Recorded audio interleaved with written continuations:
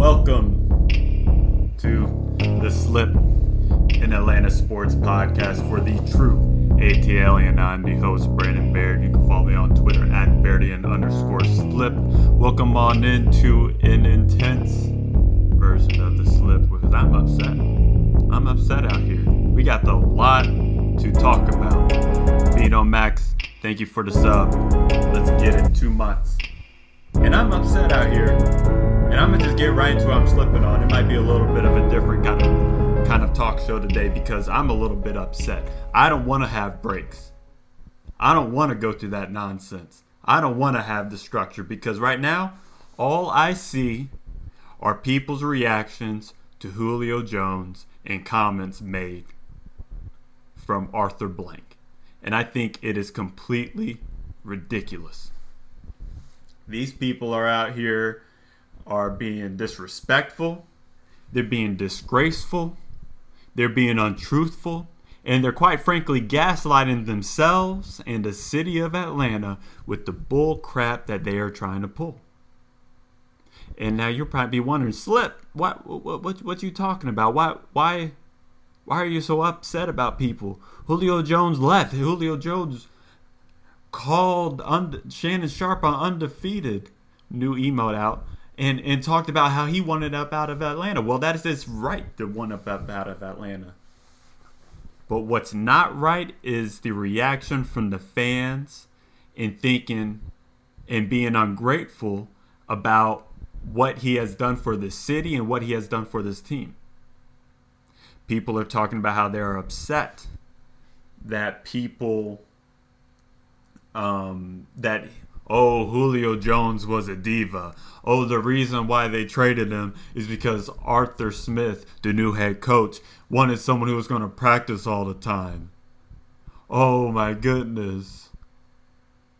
It's just ridiculous. People are just making up these concepts. You know, one of the reasons why Julio Jones probably wanted out of Atlanta is because they weren't a winning team.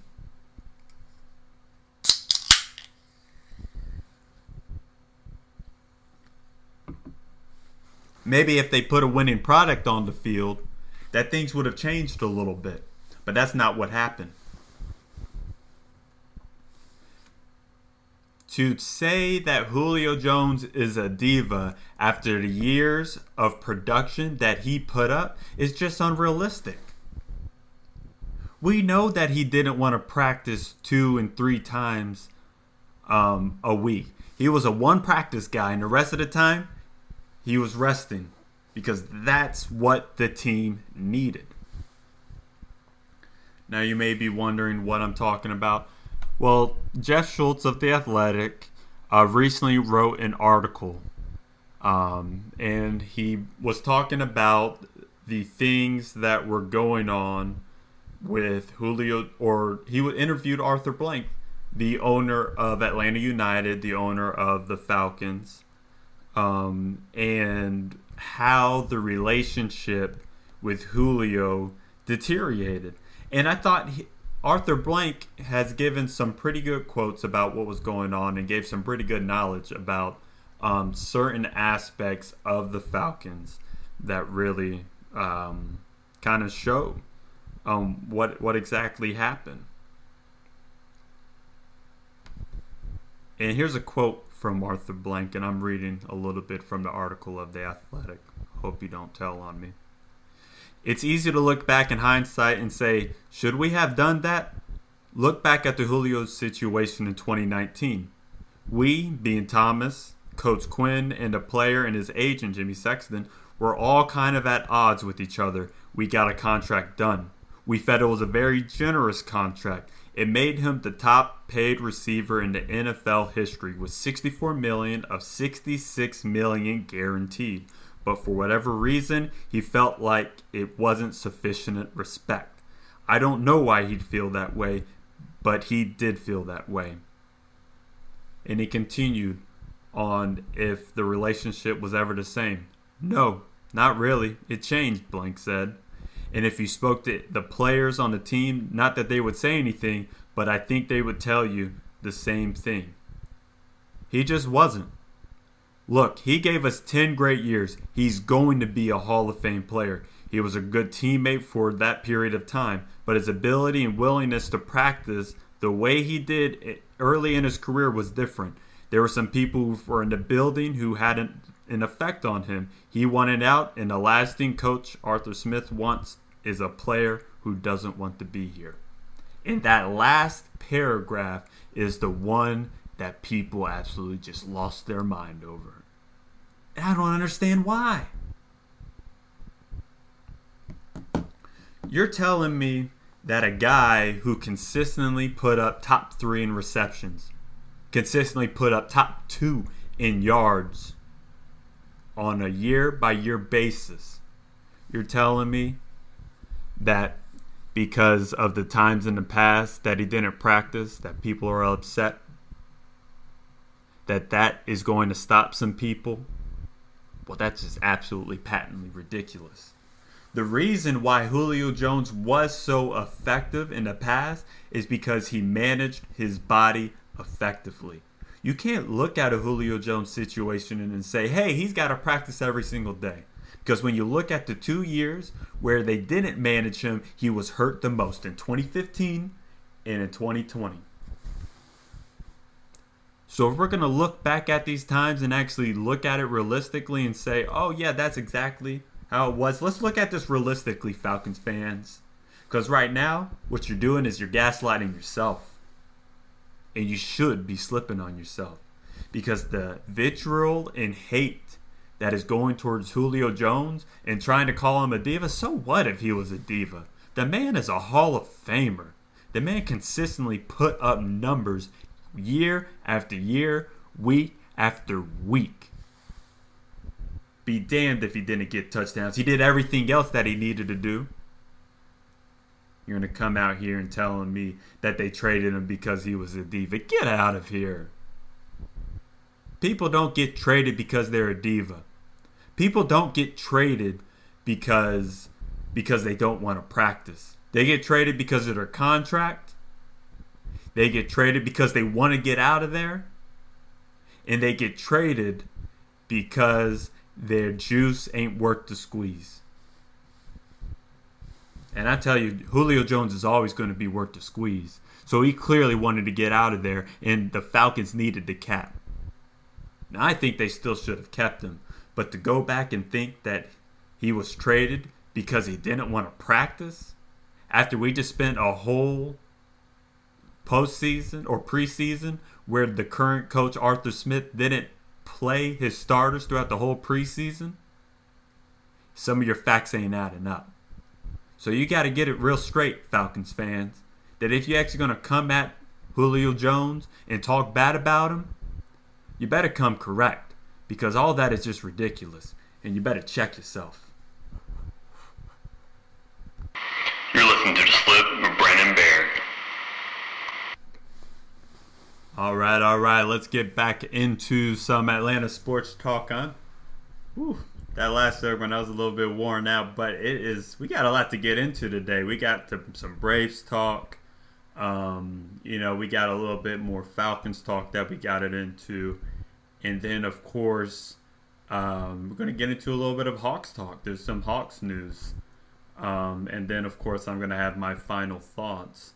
But, man, so after a spectacular August, the Braves are going to have to continue on not that extreme of a pace, but they're going to have to win some games moving forward.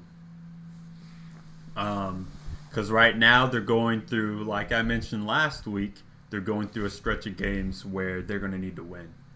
Now, they lost 2 to the Yankees. 2 close games. I think they played them pretty well, but I wish they would have done a little bit better. But, that's kind of what it is right now. So hopefully I'm hoping that that's going to get a little bit better. They went back home, or they were staying at home, and they won 2 out of 3 to the Giants, who have the best record in the MLB. And that was a huge series win. I think that's something that's going to establish them as a team that can be dangerous in the playoffs. And that's what you want to see from the Braves. You want to see them compete and show that they're a team that can hang around. And that's the worrisome part about what's going on now. Currently, they're playing the Dodgers, and they just lost 2 straight games to the Dodgers. One, I feel like they should have won. They had chances on base, and they didn't capitalize on that. And the Dodgers were a team that were able to capitalize. They wasted a great start by Charlie Morton, who went 6 innings of 1-run ball.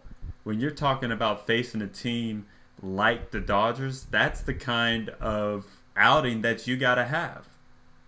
And the offense has not come up and shown up for those things. The night before, they were shut down by Julio Jones for 6 innings. They didn't get their first hit until like the 5th inning, and then they exploded for 3 solo home runs.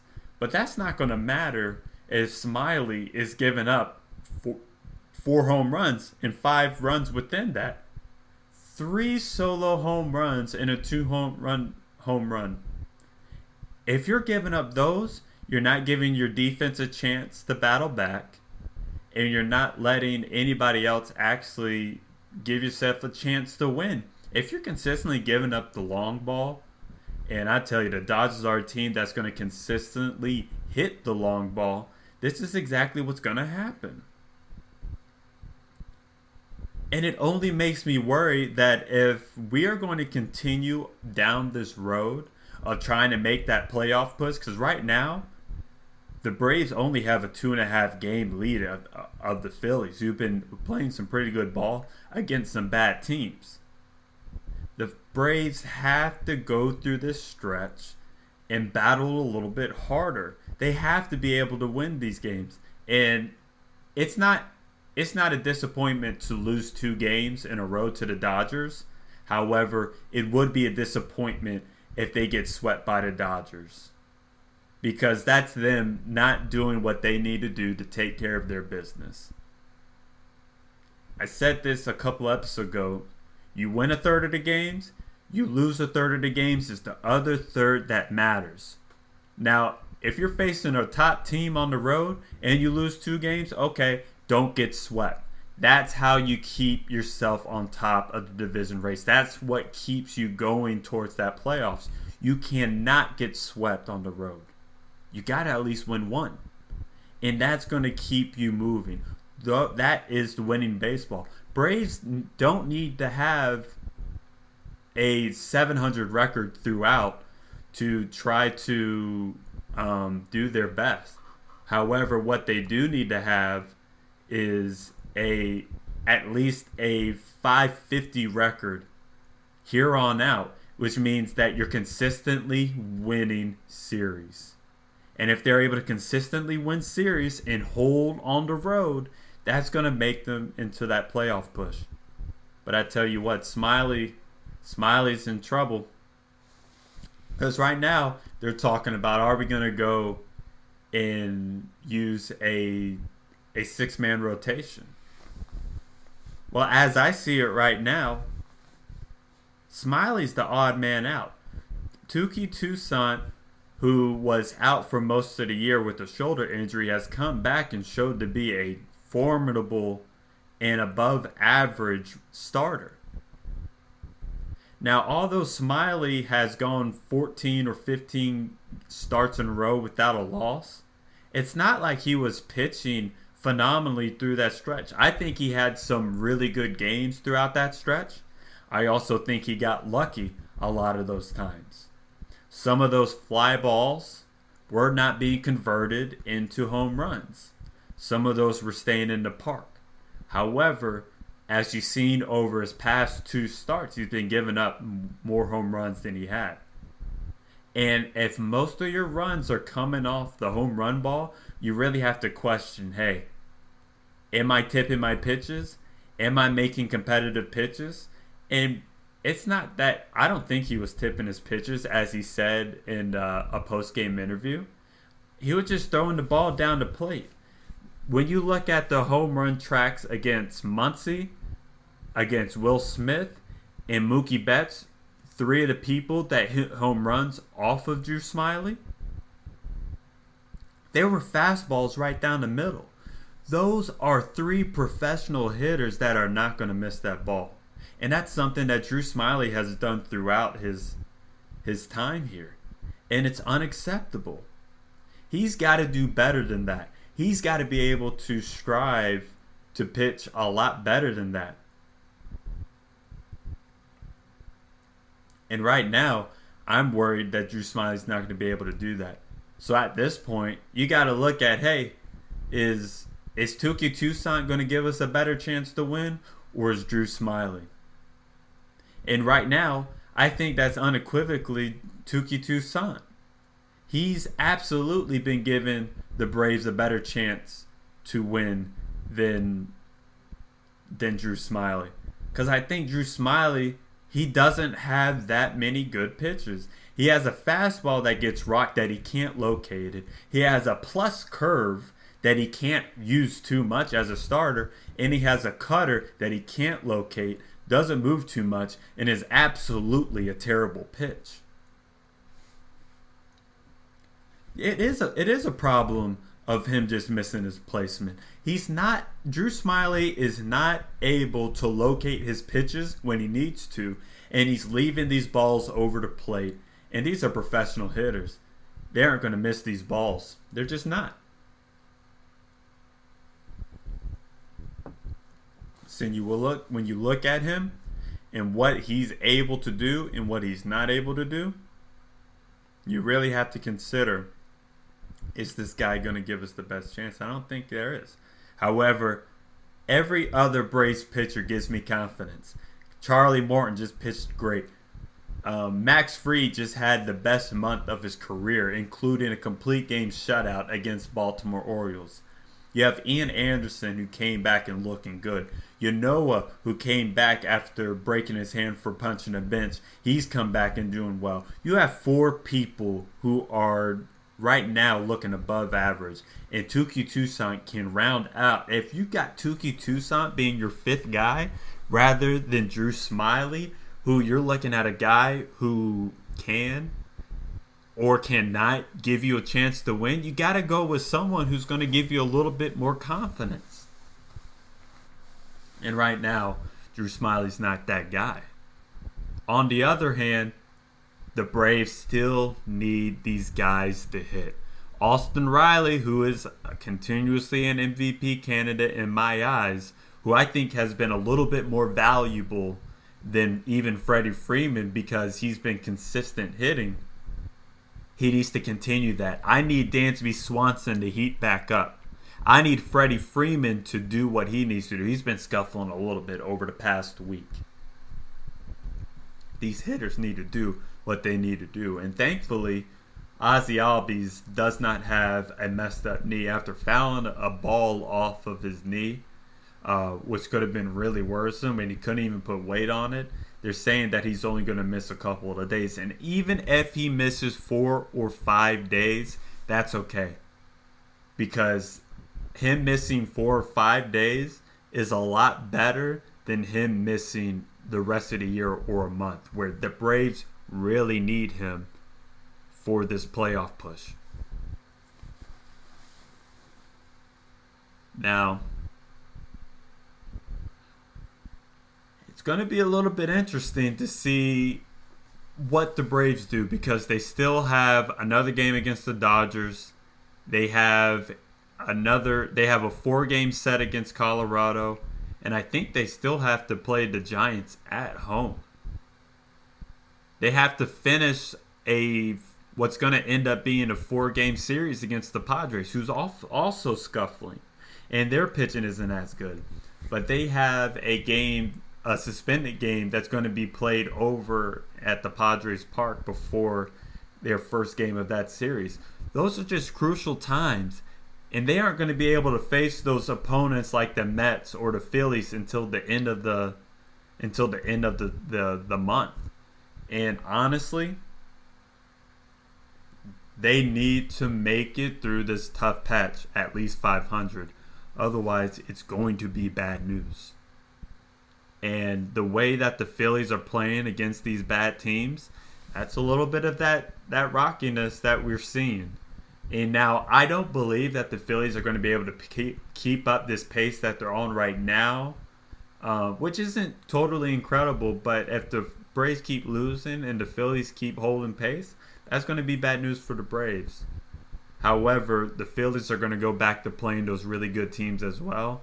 So, like I said last week, the Braves need to finish out this road stretch as strong as they can against these beatable teams like the Padres and like the Colorado Rockies. When we come back, we'll talk a little bit about the Falcons. You're listening to The Slip with Brandon Baird. All right. Welcome back to The Slip, an Atlanta sports podcast for the true ATL. And you can find us on Spotify. You can find us on Apple Podcasts. You can find us on Stitcher Radio. We're probably going to be on Amazon Podcasts too, because we got invited to do that. So look out for that. But of course, it is time to get into a little bit of Falcons talk.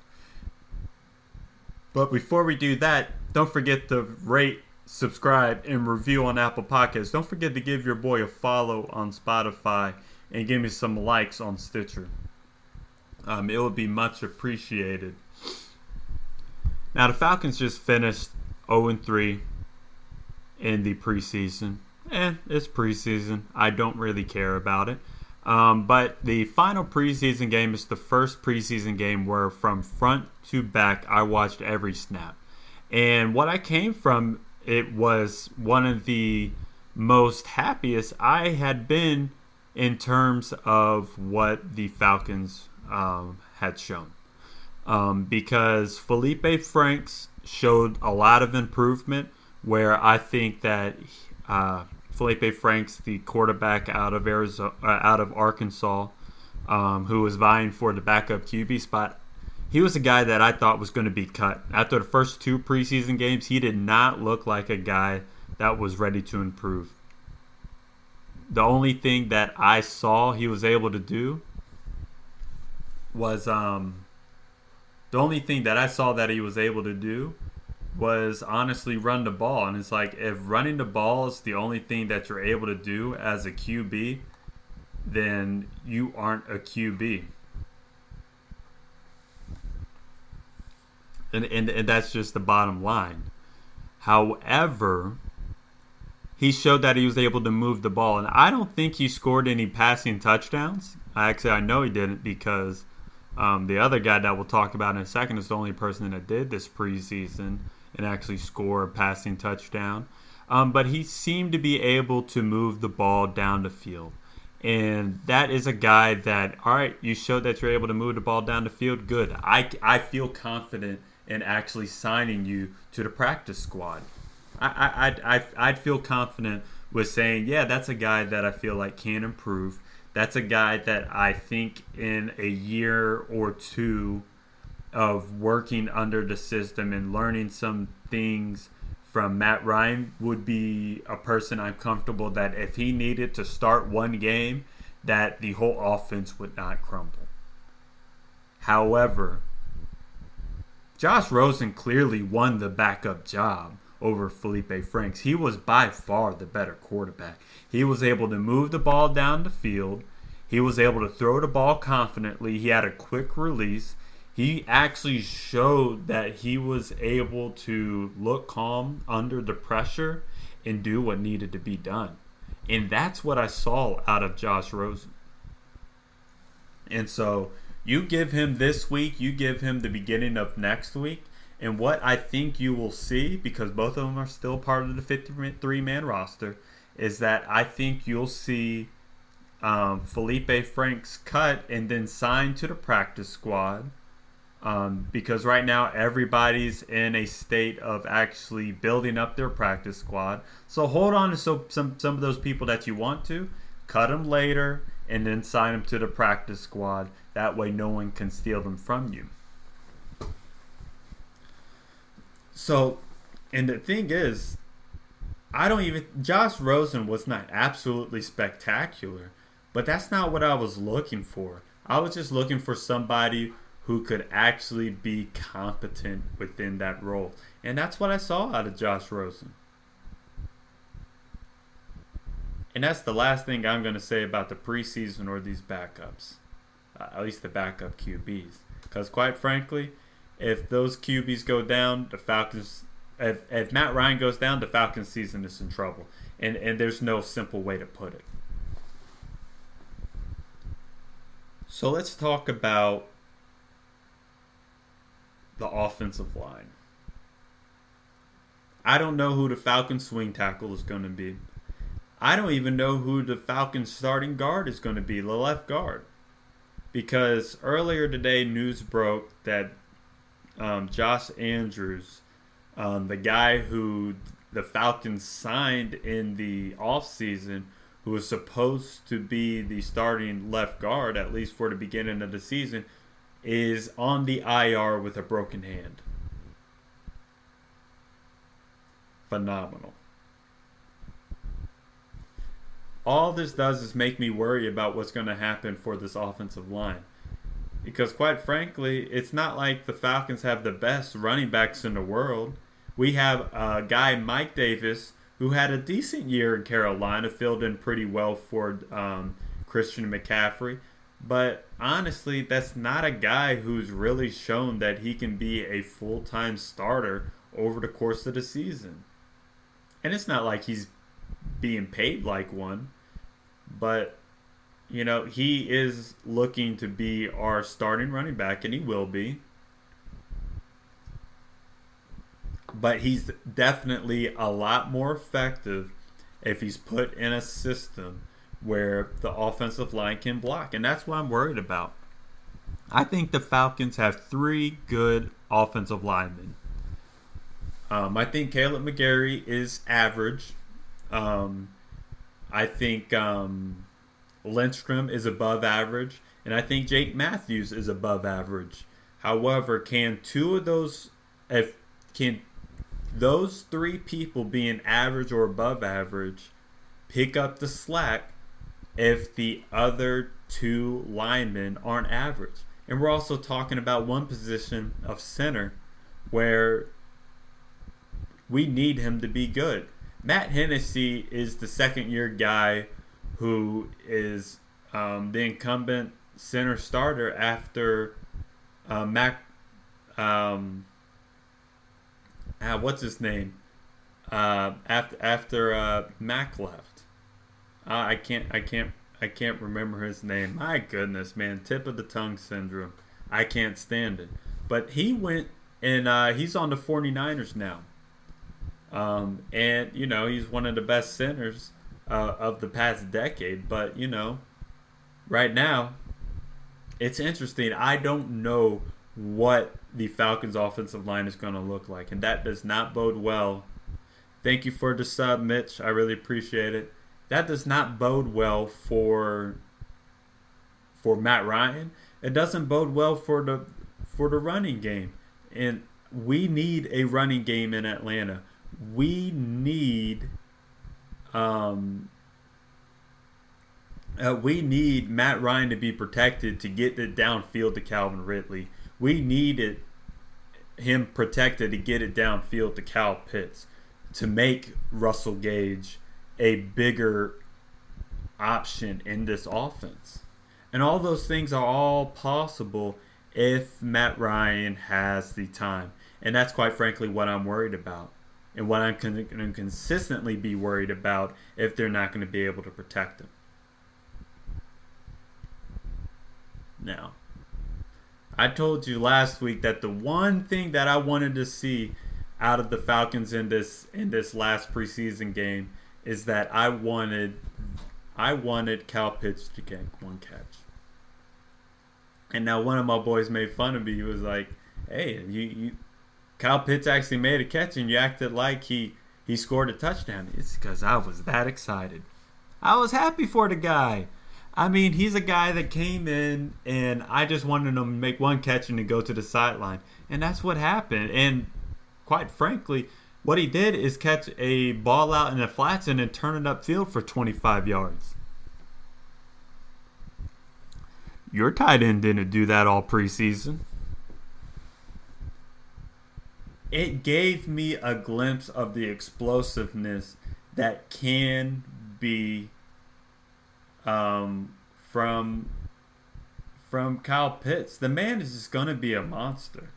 And I saw an infographic today that apparently Kyle Pitts has the longest wingspan out of any tight end drafted in the past, 2 decades. That's wild. The dude does not look like a tight end. And I don't think you should look at him as a tight end. Because what his position is ball catcher and weapon. And that's what makes me excited about this Falcons offense. Kyle Pitts is a weapon. Calvin Ridley is a weapon. Cordero Patterson is a guy that can use his speed in various ways. And I think Russell Gage is going to make a certain leap. I'm not expecting him to be some 1,000-yard, 100-catch guy. But what I do think he'll be able to do is be a 50-catch, 800-yard guy. I think that is completely within the realms of possibilities for a guy like that. And so that's what I'm looking forward to. But next week, and I've said this before, next Wednesday, that's when the real Falcons preview is going to happen. And we're going to have my brother Mike Clayton up on there, and it's going to be a lot of fun. So make sure y'all tune in next week. But that's what I got for some Falcons. This is The Slip with Brandon Baird.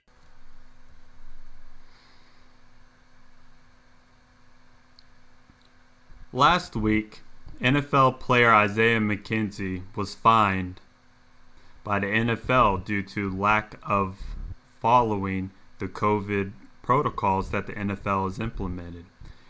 He posted the memo on Twitter with the caption, "They got me. At NFL, you win." And it made me think, what could he have done to possibly avoid these fines and actually do what he needs to do? And it just made me think that these players who aren't getting vaccinated have a lack of culpability for the consequences of his choices. Am I surprised? No. Am I disappointed? Always. It comes down to this. If you do not get vaccinated, there are certain rules that you have to follow. And if you're going to be unwilling to stay safe within that, because studies have shown that there's a certain effectiveness when you have the vaccine.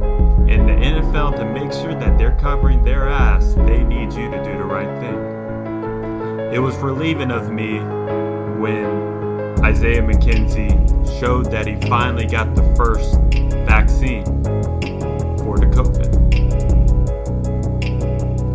And it just makes me think, what changed other than getting fined to make him get the vaccine?